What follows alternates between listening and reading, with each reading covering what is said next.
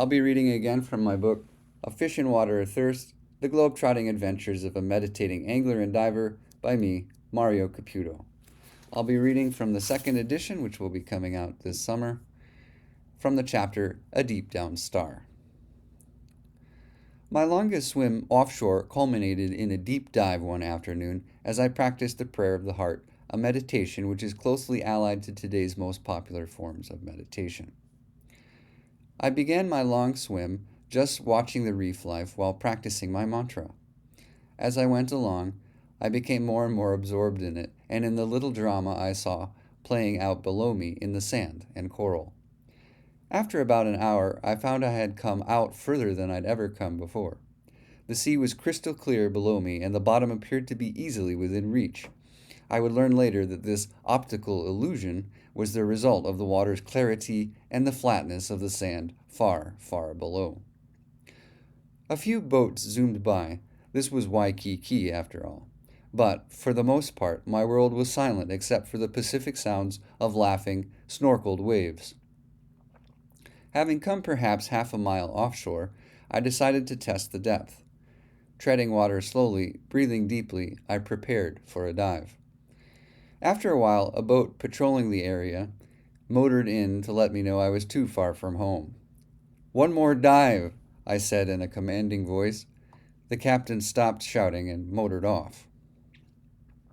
I had plunged all the way to the bottom a few times that afternoon as I made my way offshore, and had gone deeper than 15 meters. The water below was about twice that depth, I knew. I had brought a hand line with me to test the depth. I dropped the lead down, down, down, till it penetrated into the sugar-colored sand. I held the line at the middle of the wave crests, which were about 2 meters in height.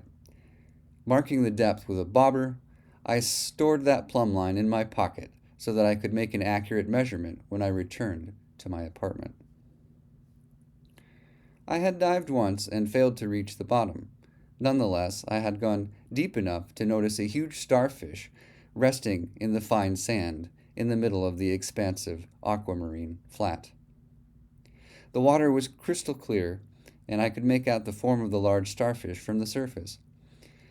I centered myself over the top of the lonely star, and as the last boat disappeared toward Diamond Head and civilization, I took several deep breaths while praying my prayer rhythmically. I practiced like that for several minutes, until I knew intuitively and yogically that I had absorbed sufficient amount of oxygen and prana into my bloodstream to make it to the bottom and back. I shot down quickly, kicking with both fins and pulling with both arms. Clearing my ears at about 20 feet, I continued along till I was halfway to the bottom.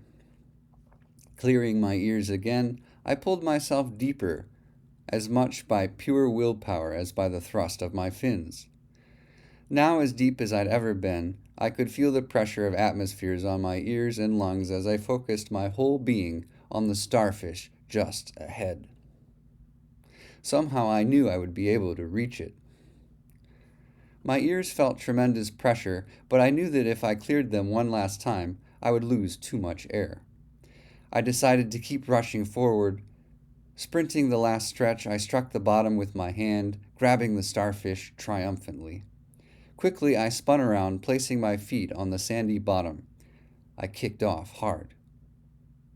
A billow of fine sand followed me for several seconds as I shot fast toward light and air. My lungs were burning now. Soon I knew I would be able to break through the rumbling waves. I pulled hard with one hand while kicking with both fins. As I moved toward the light, the pressure on my lungs, ears, and frame gradually dissolved. I was hungry for air. Finally, my head broke through the luminous surface and I inhaled deeply. Feeling great relief, I pulled the large starfish out of the water, admiring its simple geometry and shimmering shades of wet gold.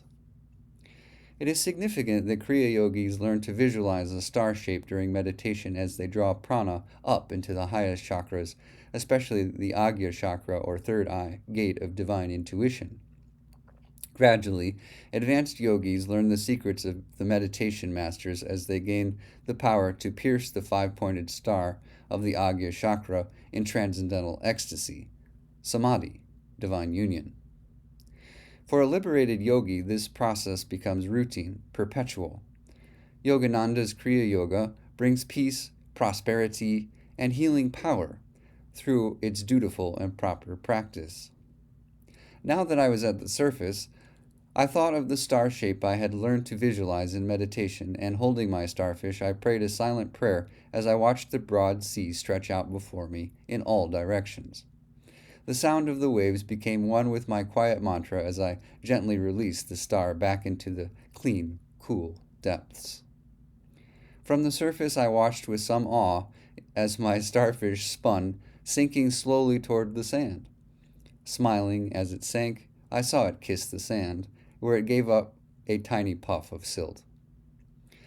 The star had been the sole witness of my success, and I felt as free as it appeared to be where it lay dreaming deep dreams upon the ancient and pure Pacific sands. I had come a long, long way for that little star of wonders. Back at the apartment, I measured my line, discovering I had broken my personal record by about 10 meters. And I had done it solo after a long swim. I was glad that I had been able to use my yogic prayer to move fluidly and confidently in the deeps. Lord of love, you are the dear friend of all souls. In the sea of your sacred presence we abide, all stars. If you've enjoyed this content, please share, like, and subscribe. Have a beautiful day. Namaste, dear divine souls.